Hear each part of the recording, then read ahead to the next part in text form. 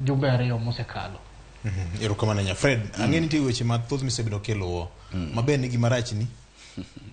Wacha gi marachna. En wach mar nyathi matin manyocha ne uma kata kwer mar uma omokie wiye. Kaeto nyathini otero osiptal maduong' mar Kenyatta. Pacho kaeto ahoyi marach kata gima obedie malitie mokalo en ni nyathini otieko seche maloya 12 kapod dakteche pod ok otiyo kuome.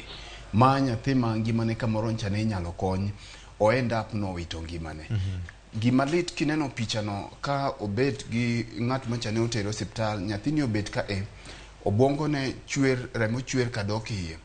To kata bang' ka nyathini osewito ngimane, to chir mane tenda osiptal maduong' mar Kenyatta obedo godo ka giwuok kendo giriambo gichiwo report mopogore gi report mane wuon nyathi chiwo, ni nyathi obedo kanyo kodonjo saa 12 odhiambo nyaka okinyi nyathi pokone.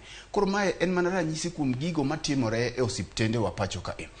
Ne bende nyoro asomo report moro achiel kuom obok ma pacho ka ma bende ne rango the same problem ma bende timore e osiptal ma Mama Lucy man Nairobi ka.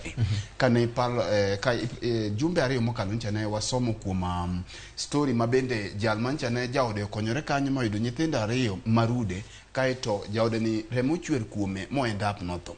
Koro wawito ji mang'eny e osiptende wa pacho ka ma samoro inyalo kony ngimagi. To ido ka min nyathi mano oter Kenyatta mancha umamoke wiye ni. Wacho maber ni dinyocha en gomenda nyathine ok dotho. Nyathine otho nikech odhier.